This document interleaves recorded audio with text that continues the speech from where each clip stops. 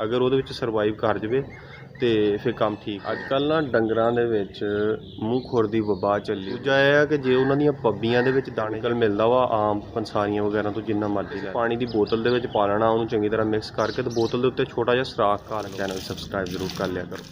अरे कहना क्या चाहते हो? अस्सलाम वालेकुम जी। अजकल ना डंगरां दे विच मूँह खुर दी वबा चली हुई आ। डंगरां नूं तुसीं वैक्सीनेशन करवाई वगैरह भी हैगी आ, तो तद भी उन्होंने मूँह खुर दी हो जाती है। ਇਹਦੇ ਵਿੱਚ ਇਹ ਆ ਕਿ ਜਾਂ ਤਾਂ ਦਵਾਈ ਮਾੜੀ ਆ ਜਿਹੜੀ ਅੱਜ ਕੱਲ੍ਹ ਲੱਗ ਰਹੀ ਹੈ, ਜਾਂ ਫਿਰ ਵਬਾ ਤਕੜੀ ਆ। ਬਹਰਹਾਲ ਜੇ ਅਗਰ ਡੰਗਰਾਂ ਨੂੰ ਇਹ ਸੂਰਤ ਹਾਲ ਪੇਸ਼ ਆ ਜਾਵੇ ਤਾਂ ਡੰਗਰਾਂ ਨੂੰ ਪੱਠੇ ਖਾਂਦੇ ਰਹਿਣਾ ਚਾਹੀਦਾ। ਡੰਗਰ ਪੱਠੇ ਨਾ ਛੱਡਣ, ਇਹ ਬਹੁਤ ਜ਼ਰੂਰੀ ਆ।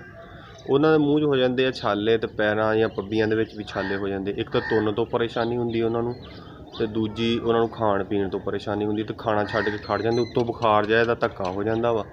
ਤਾਂ ਡੰਗਰ ਖਾਂਦੇ ਰਹਿਣਾ ਚਾਹੀਦਾ। ਉਹਦੇ ਵਾਸਤੇ ਇਹ ਆ ਕਿ ਜੇ ਉਹਦੇ ਮੂੰਹ ਛਾਲੇ ਬਣ ਗਏ ਆ ਤਾਂ ਗਰਮਾ ਗਰਮ ਰੋਟੀ ਲੈਣੀ ਆ, ਥੋੜ੍ਹੀ ਜਿਹੀ ਮੋਟੀ ਕਰਕੇ, ਅਤੇ ਉਹਨੂੰ ਲਾ ਕੇ ਤਵੇ ਤੋਂ ਉਹਦੇ ਉੱਤੇ ਨਾ ਸਰੋਂ ਦਾ ਤੇਲ ਚੋਪੜ ਕੇ ਅਤੇ ਮਾਲ ਨੂੰ ਦੇ ਦੇਣੀ। ਉਹਦੇ ਨਾਲ ਜਿਹੜੇ ਉਹਦੇ ਮੂੰਹ ਦੇ ਵਿੱਚ ਛੋਟੇ ਛੋਟੇ ਜਿਹੇ ਛਾਲੇ ਜਿਹੇ ਬਣਦੇ ਨਾ, ਉਹ ਫਿਸ ਜਾਂਦੇ ਆ, ਅਤੇ ਡੰਗਰ ਨੂੰ ਮਾੜੀ ਜਿਹੀ ਗਰਦਨ ਨੂੰ ਟਕੋਰ ਹੋ ਜਾਂਦੀ ਨਾਲ ਤੇਰ ਦੇ, ਅਤੇ ਉਹ ਰੋਟੀ ਪੱਠਿਆਂ ਨੂੰ ਮੁੜ ਕੇ ਫਿਰ ਤੁਰ ਪੈਂਦਾ ਵਾ। ਪੱਠੇ ਖਾਂਦਾ ਰਹਿੰਦਾ, ਹਲਕਾ ਫੁਲਕਾ ਫੋਸ ਫਾਸ ਵਗੈਰਾ ਕਰਦਾ, ਤਾਂ ਕੁਛ ਦਿਨਾਂ ਦੇ ਵਿੱਚ ਧੱਕਾ ਹੁੰਦਾ। 6-7 ਦਿਨ ਇਹਦਾ ਜ਼ੋਰ ਰਹਿੰਦਾ ਵਬਾ ਦਾ, ਜੇ ਅਗਰ ਡੰਗਰਾਂ ਨੂੰ ਹੋ ਜਾਵੇ। ਅਤੇ ਅਗਰ ਉਹਦੇ ਵਿੱਚ ਸਰਵਾਈਵ ਕਰ ਜਾਵੇ तो फिर काम ठीक हो जाता। तो दूजा यह है कि जे उन्होंने पब्बियां दे विच दाने जे बन जान, छाले बन जान, उन्होंने तुरन च तकलीफ होवे ना, फिर वो वास्ते करना कि पोटाशियम परमैंगनेट एक कैमिकल मिलता वा आम पंसारियां वगैरह तो जिन्ना मर्जी लै लो, वो लैके किसी पानी की बोतल दे विच पा लेना, उन्होंने चंगी तरह मिक्स करके तो बोतल के उत्ते छोटा जिहा सुराख कर लो। मतलब 1.5 लीटर की बोतल लो, वो पोटाशियम परमैंगनेट पाओ, पा के तो वो बोतल के ढक्कन के उत्ते सुराख करके ना, तो डंगरां दीयां पब्बियां ते दिन दे विच 3-4 वारी ਉਹਨੂੰ ਧੋ ਦੋ ਪੈਰਾਂ ਨੂੰ।